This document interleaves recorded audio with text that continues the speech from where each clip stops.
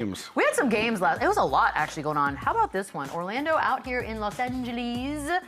This is a big win for the Magic. Banchero, Carter Jr. It's a 110-109. Heck of an ending. PAOLO finishes with 36, 10 rebounds, 6 assists. Luka, 22. Man. He was 8 of 24, 2 of 10 from 3, 15 assists. It was a fourth quarter that you can remember. The layup is what gave them the win, the Magic on the road, which is a big deal. There's like some crazy stat about them beating both the Clippers and Lakers. Hasn't been done in over a decade. However, there was a chance for the Lakers to win this thing. Luka deferred to LeBron, and this is what everybody's talking about this morning for the game winner. It's not a great deferring, if you ask me. Weird that he passed it up, Chandler. Yeah, and weirder afterwards how he says, I know I was open, but I just thought I was a little bit far when we've seen this dude hoist three-pointers from the logo. Listen, this is a blown coverage. Look at Banchero. Yeah, look, first of all, or Black. Let that go. First of all, Anthony Black needs to switch out on the other side. I imagine they're switching everything with that shorter clock. And interesting play how they all kind of ran up there, like it was confusing. It was like almost like a football play here. And then look, you can't ask for a better look here. First of all, shoot it now. Then off the dribble, shoot it again. So this, I think, and he burnt his dribble. Yeah, I don't know what he was thinking here, but obviously this was just a mental lapse for Luka. He's got to take that shot. The play worked in theory, even though they just kind of blew the coverage. But you can't ask for a better look for your best player to get that wide open at the end of the game. He's got to take the shot. Absolutely. That seems to be the overall consensus, Lou. Yeah, he just had a lapse, as you can see, and I pointed out it was a blown coverage. We've seen him shoot the ball from half court with a smile on his face. The only thing that I can think of, there was 5 or 6 seconds left on the clock. If you shoot a deep three with that much time on the clock, you probably can weigh your options there if you're Luka. But all in all, you got the ball in your best player's hands on that team. You gotta put it towards the rim, and you can't burn your dribble. And so this is a rare occurrence that we see from Luka. I'm sure he'll learn from it and make his adjustments. He'll probably come out the next game and shoot the first 5 shots will probably be 30-footers. You know what I mean, to kind of get that off of his back. But yeah, just a lapse in judgment, and it didn't go his way. Yeah, and this game was awesome. First of all, it was back and forth. Like the energy, it was electric. I didn't know who was gonna win till literally the Magic won the game. And again, to have a timeout to get this type of look from your best player, it just he's definitely wants this one back because he was wide ass open.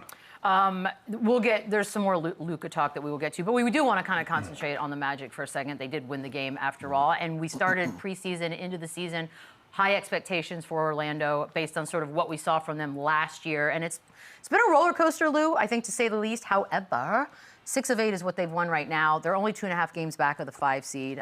Maybe we wrote them off a little too early. Maybe that's probably good for them. Maybe that's a motivation. But now when you watch them, what are you seeing? They're playing really good basketball. And you can take a win. You can take a win like that and use it as momentum, or you can take the road trip that they were just on. They went 3 out of 4 on the West Coast, beating both LA teams, and going out and getting one in sack as well, losing to only the Phoenix Suns on that trip. Bad. When you go on these trips on the West Coast or in a different conference, and you can come home and feel pretty good about that trip, and knowing you got a home swing coming up, that's what confidence is to the Orlando Magic. So it was great to see them get this win, and like you said, they can turn it around, but it's going to be a committee of games. Now, I'm sitting here looking at their schedule. They got Houston, Detroit, Washington, Dallas, Minnesota, Milwaukee, and Cleveland coming up in their next 8. Okay. I think they can go out and get 4 or 5 of these. Now, if they can come out of that and be successful, I think that's where you see a real confidence swing and where they can really look at the season and say, hey, we're moving in the right direction where we can genuinely turn this thing around. So that's a great start. They're headed home. I'm sure they're back in Orlando by now already. So that's a good sign for them. It's a great win.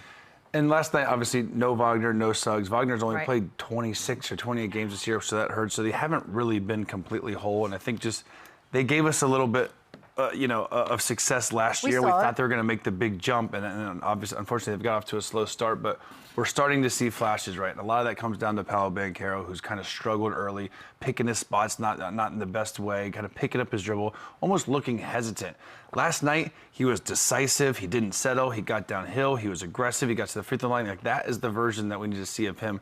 Use that size, use that length that he has, because he's so much stronger than pretty much every night than the guy that's guarding him. So the Magic, they go and get Desmond Bane, which on paper looked perfect. They're still 24th in three-point shooting, so they don't have enough. That's weird. They lack shooting. He's really their only like sniper. But I think we're going to start. When he gets seeing hot, this. he gets hot. But yeah. And he's been great. He could have been an all-star this year. Like he has been a great pickup for them. I do think they need to add more shooting, just the style of play that they play with Wagner, with Banchero. They're easy to pack the paint on and limit kind of their options.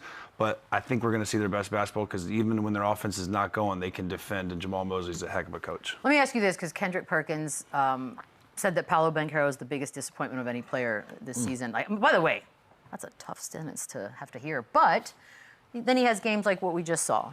Does that sort of squash that argument, like we're on our way? Yeah, I think he's upset with his play just overall, and even early on, you hear the rumors of Mosley possibly getting fired, and the relationship disconnect there.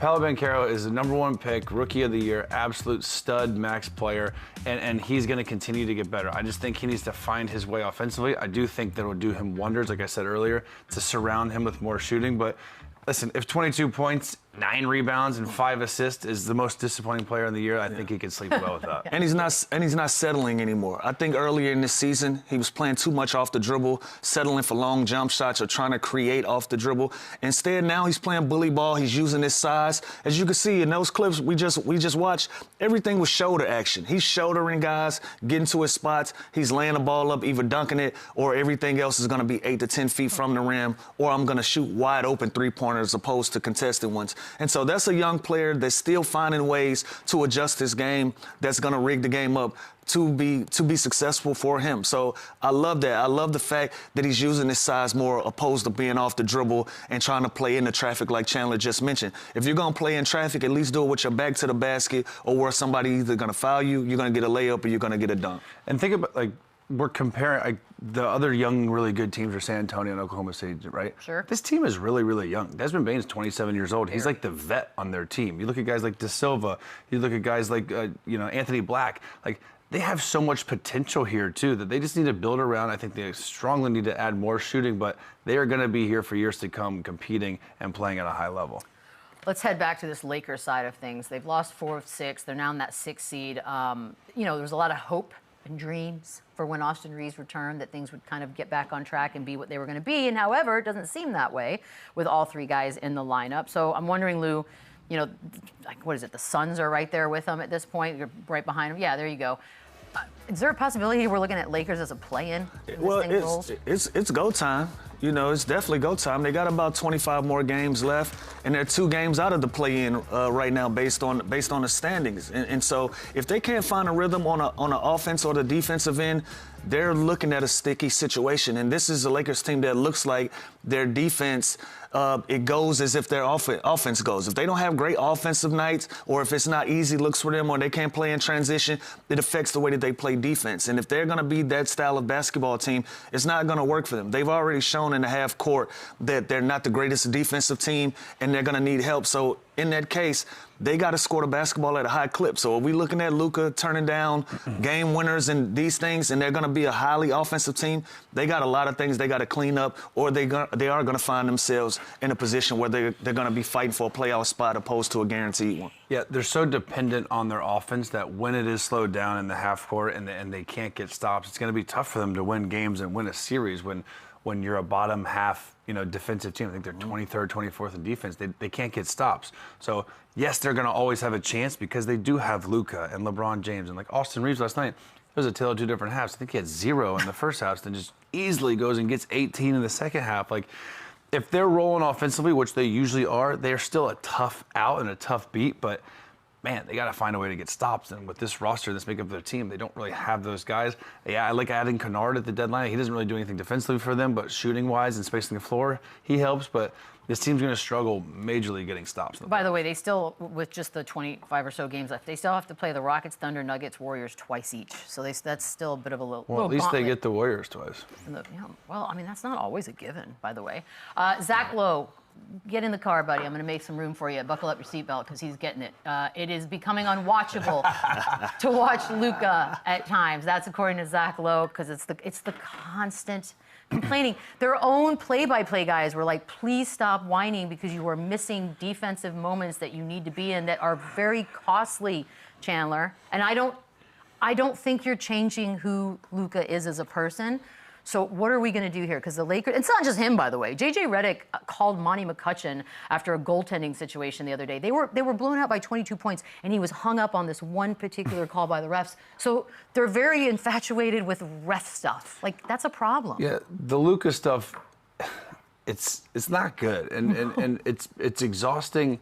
Just from a standpoint of watching, it's got to be exhausting from an effort getting back on defense. Like, I remember when I'd play my coaching staff, if I even looked at the ref and had a split second of not getting back on defense, it was rewound and showing, because you're worried more about what happened individually than the team and getting back on defense. This happens all the time for a guy like Luka, and I don't think it's going to stop because, again, like you said, he's 26 years old. This is almost who he is, and he plays very passionately, and he's got fire, and he cares. But he's got to find a way to control this a little bit, because it's a bit exhausting for a player of his talent and his level, especially a guy that's a foul baiting type of guy, which is a talent now, just like SGA is, just like Jalen Brunson. That's not even a knock to me anymore. But the fact that you go hunting contact a lot of the time, and you go to try and get the foul, and then you complain when you cry about don't. Like, it's a little eye-rolly. So I do understand what Zach Lowe is saying here, and just as like a fan of the game, you don't want to just constantly watch that. And as a ref, it's got to also be obnoxious that this guy's just riding me all game long. Yeah. So I definitely think it's becoming a thing. Like, Luka's so good at basketball, we should be talking about this. It's been a thing, but now when you start seeing the struggles, it becomes magnified. And also it affects winning, right? Like, you hate to see in a good game a guy stops and complains to a referee and then give up a layup on a 5-on-4 because of that. And it's like, in basketball is a game of inches. You lose by 1 point, 2 points in a game because you give up possessions after possession after possession, worrying about referees. You know, and this has kind of been somewhat of Luka's makeup over his career. You know, he's always been criticized for the ref complaining, and we were hoping every season that he comes into that, you know, he would adjust and he would kind of change it a little bit and try to stay off of the referees. And there was an effort there at one point, but then you kind of revert back to it. And so, you know, I don't know that it's unwatchable, but at some point it's going to get to a point where it's going to be magnified, and that's going to be something that we continue to talk about with Luka, and he's too much of a great player for that to be his calling card. Like, if you don't like the Lakers, it's awesome. Like, it's awesome to watch because you're just like, yeah, keep whining while you're standing back there. But if you're a Lakers fan, unwatchable is a little aggressive. Yeah, that's a little. He still drops dimes, and he still does special stuff we're on the watching. court. That is fun to watch. It's annoying. It's annoying. It's like, grating. it's a little bit. It's just a little eye rolly. Like, oh my God, he's doing it again. Like, and again. Can't help himself. Like, last night there was the play where they reviewed the foul on Carter when he shot the three, and he's lucky after they reviewed it, they didn't reverse the call to a foul on him because he kicked him. Like, he created the contact. And what's funny is on the review, it was just a no call because I guess they were looking at the hand, but I'm like, they could have easily just made an offensive foul on Luka. So, like, you got to be careful what you wish for sometimes with the whole review thing and riding them, because video doesn't lie. No. And you can get exposed. Like, that's what I never understood. When the ball's out of bounds, clearly off you, and they go off on the ref, it's like, don't you know that they could just see this on? Yeah, what replay is that about? Some of it is performative. For you who? know, What's not fun? Well, for your team and your bench, because you don't want to be embarrassed that something happened, and so you're kind of performing like you got fouled or something happened. But a lot of the times, you know good and well that it's probably your fault. Whatever happened. 1 million. Yeah, and so it kind of muddies the waters sometimes when you see guys like so passionate about it, then they turn around and do this, and you just watch coaches like, no, I'm not burning my time out on this. And so some of it is performative. And sometimes guys genuinely think they do have a case, but no, it's trying to, it's a lot of different things at work there. You're trying to convince the ref, you know, that hopefully you can get them to change something to go your way, and the other half of it is performative. When you see someone do this, like in the first play of the game, I'm like I want to turn off the TV. You can't think I'm going to burn a timeout now. You don't think I'm going to use my challenge 6 seconds into the game. And you're right, eye rolly is a great description, because that's what we're all doing. We're all like, are you kidding me right now? Enough.